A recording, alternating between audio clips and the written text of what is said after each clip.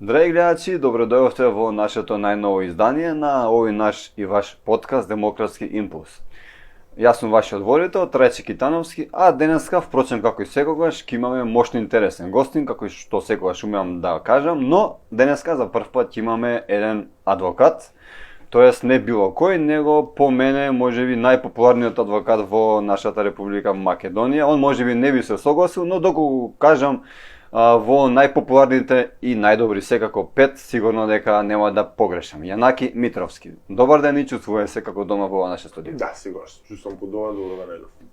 Јанаки, дали можеби ти е некоја тактика што толку многу ти има во медиумите или едноставно сакаш да комуницираш со народот? Тактика, не е тактика на подкастов, например, не се само поканивме, поканивте, така да у принцип сум испочитувал се дека што ме викнале, до сега барем не памтам да сум мод до сега тен да не е тралалајка, нели? У принцип не е квантна физика зашто сум присутен толку во медиумите и со доста од новинари имам вака многу коректен однос. А тоа е веројатно бидејќи немам влакна на јазик, сум комуникативен, да речем и храбар да си го кажам тоа што го мислам и веројатно заради тоа сум добар соговорник. Да, точно така, ние те поканивме тебе, ти не се само покани, тоа е факт. И ние особено чест што денеска си тука. Да, добро. По убедување дали си левичар, може десничар, центар?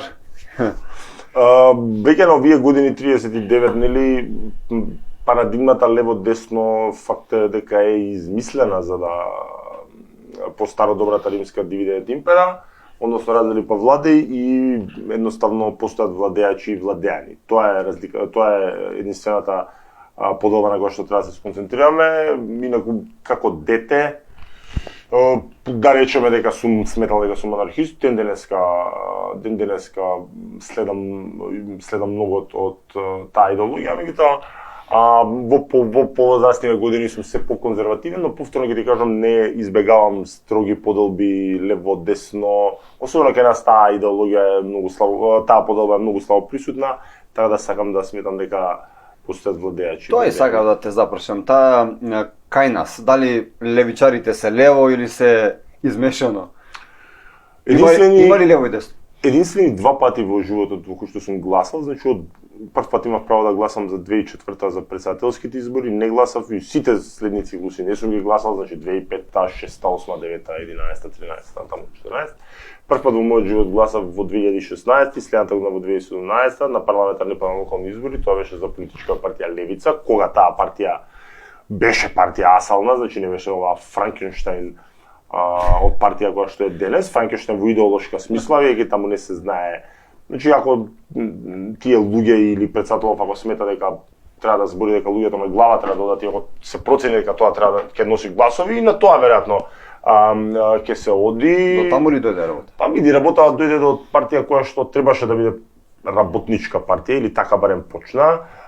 Ние дојдовме до степен да, значи, отворено се флиртува со национализам, со клерикалност и така натаму. Факт е дека партијата у порасли нема проблем, меѓутоа главен акцент е на тоа на националните прашања, бидејќи и тоа е многу искалкулирано, затоа што не е само таа партија кај нас, тоа е најбрз рецепт за брзи гласови, ти е да играш на националистичко основа, без разлика дали си албанец, македонец, политичар, значи тоа кај нас секогаш пали, секогаш носи гласови. Едни од сега ги избориме за две најголеми заедници да се сатанизираат меѓу себе. Тоа многу добро го знаат, нели, во партија, не сум бил член таму, меѓутоа сум бил симпатизер. Не сум бил член, сум бил симпатизер, никогаш не сум сакал да бидам член на партија, сум бил симпатизер и сум агитирал за нив. Вака ептен од другарски побуди, со добар дел од основачи се познавав, меѓу кои сум сегашниот председател. И сега тоа ти е, знаеш како, таа партија била во пораст, они са тоа име постојано, да, е во пораст строго по тие прашања, затоа што пред да се случи тоа, ја ќе ви кажам дека во 2017 година, не знам, председател сегашен на таа партија не можеше во Советот на Велес да влезе, без да се форсира таа националистичка реторика. И тоа би било мене лично разочарување од партијава, затоа што кога се појавија давав многу поддршка, сакав, знаеш. Факт е дека до тука, знаеш, ВМРО СДСМ Курто Мурто цело време и беше една убава свежина, ми било едно разочарувајќи, иначе ова други бизнис партии, тоа други СДС, се зуканта. Кога се погреши цела работа во левица? Каде се застрани? Што е погрешно според тебе во таа партија сега? Сега е погрешно тоа што прво многу се манипулира и се лаже. Ја и не сакам да зборам, знаеш, сум зборал повеќе пати за таа тема, а и дали е толку битно. Кај се погреши цела работа, ви ако ти си обичен член на левица, ти ќе сметаш дека и слепо веруваш, а добар дел од членовите во партиите генерално се слепци, односно да ти слепо следиш нешто, а гледаш дека не е така, ти ќе сметаш дека партијата иде топ. Ти погледни у сите изборни циклуси партијата расте со гласови. Ја дури очекував и подобро да поминат на парламентарните избори, нешто подобро, затоа памтам дека почеток на март беше кај Лјупчо Златев во емисија прогнозирав дека ќе ги дуплираат гласовите од претходните парламентарни избори, што значи очекував околу 75.000, нешто под тоа испадна. Тоа е веројатно и поради слабиот претседателски кандидат и крахот кој таму ми се деси, иако ни ја пуштени Збода Ванковска, значи она беше кандидат на левица, после лошиот резултат ја представува како независен кандидат подржан од левица, што е глупост, би имала посебно бројче така на изборна лист. Меѓутоа, кај се погреши, мене лично ако ја прашаш, се погреши да се напушти другарството, прв онима колективен орган на управување, президиум, што не знам колку е правилно, реално не знам колку е правилно, са 10-11 души дека треба да одлучуваат. Треба еден да сноси одговорност. Меѓутоа, тоа е еден другарски концепт со кој што се почна партијата со многу ентузијазам, се напушти поради карактерот на Димитар Апасиев, значи тоа е карактер на човек кој што не трпи да некој друг се истакне, да некој друг е во право, да ти кажам дека си во грешка, значи тоа е еден многу зол карактер и на лична основа си јам разочарано, затоа што направи многу зла работа која што не би ја повторал. Так. Сега према друг човек, не према Так. мене.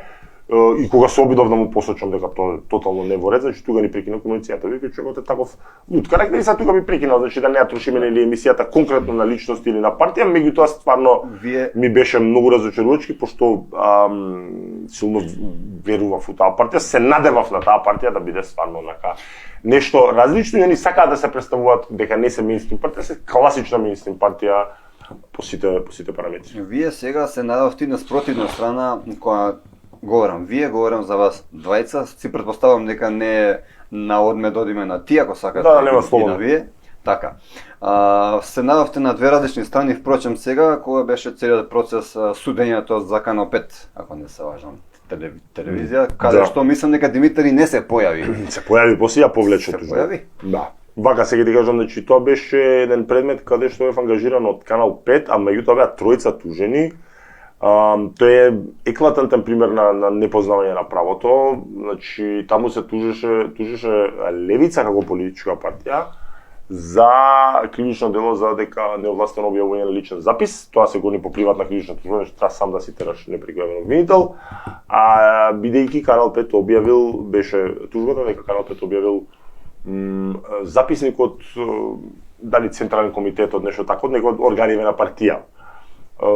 Прво, мене ми е многу жал и стварно апелирам до колешката да не се троши себе си за луѓе што не вредат, затоа што цело време пронаоѓаат колеги или колешки кои што ги користат. Значи да им тужат, да им штанцаат тужби, затоа дискутабилно е кога ги плаќаат, тоа не знам и не надлагам.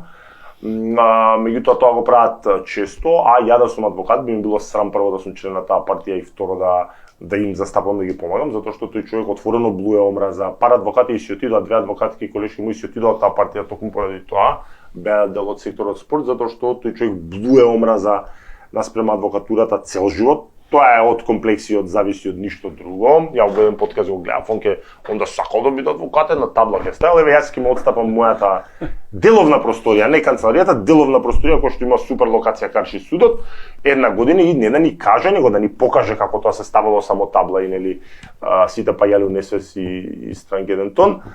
И стварно не знам како мене би ми било срам како адвокат да седам некој претседател на таа партија да ми збори дека усрш ми ја мрази професијата и дека сме по вокација препаранти. Мене било срам, меѓутоа еве сега на колешка и на еден друг колега што беше кандидат за Ѓорче, ми беше генерација на факултет, не им е срам.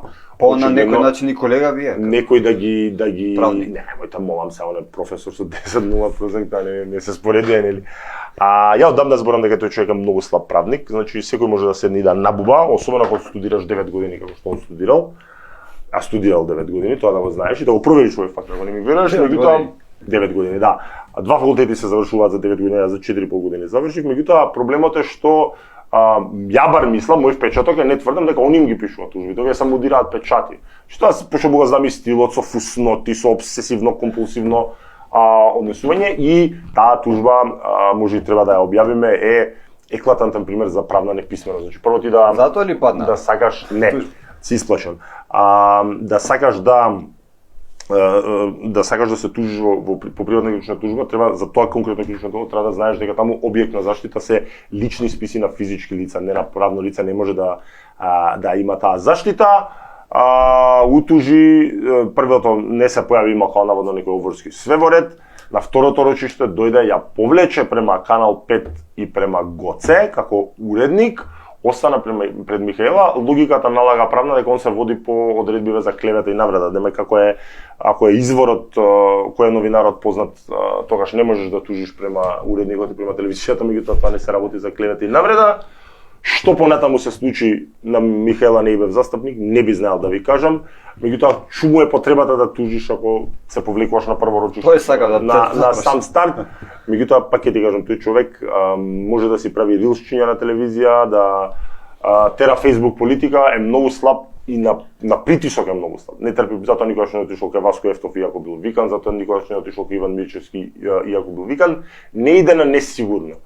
Ја можам да доам дали ќе ми пратиш прашање, нема ми пратиш прашање, да ми кажеш некои теми, нема проблем, фристайл, и се снаоѓам под притисок, тој човек на притисок значи не. Видимо ги сите гостувања, све сакаш што му ги да ми извиниш тама на тестисите, нема незгодни прашања. Еднаш ја му се уклучив на чет, тоа беше 2-3 дена пред избори на Инфомакс. Си го збунил. На Инфомакс, значи човекот изреагира многу прво ниско, почна мајка ми да ја спомнува кога што е почината и почна да ги вулгаризира моје вработени, демек биле девојчиња или не знам што. И затоа сме на суд. Сега сме во февруари ја го тужам за клевета, и сме на суд, па еве ќе видиме. Па што победиш, повтор пат ќе биде 2-0. Не се види, ја победам, изгубам, мене задоволството дека ќе можам да го тероризирам у судница, никој не може да ми го плати. Мен не се плашам и да изгубам, тоа е разликата од добар и лош правник, од бубатор и практичар. Значи, кога ја и да изгубам, ќе идам, ќе си ги платам трошоците, насмевка на тоа ќе го направам, како да ти обяснам, ама задоволството дека ќе го тероризирам на испрашувањето, никој не може да ми го плати. Така. Кога сме веќе медиуми све ќе му викам, што има да го направам пемпеле, затоа што го заслужил тоа. Нема право да ми ги вулгаризира вработените кои што сите имаат семејство или да лупетат таму глупости да си ги лечи комплексите. Ако сака нешто мене да ми каже слободно, дури да не беше тоа така, може и ќе го простев или немаше да го, меѓутоа тоа ќе мора да го санкционираме, да. Не би сакал многу да говорам на оваа тема, но имам едно мощно интересно прашање кога сме веќе кај Левица и кај Димитар. Кажи ми вака законски, правнички. Се менуваш името на нашата држава Република Македонија, он има двајца пратеници во парламентот, буквално ништо не презема по тоа прашање, дали можеше нешто да, барем да ја закочат, да е малку да ја закочат цела оваа... И си во право и не си во право, и се слагам и не се слагам, се знаеш како се реално. Заради тоа што знаеме дека кршќа монитори и ВМРО имаше 45 пратеници, ако така гледаш, па ништо не направија. Значи, дали има можност? Може секад има.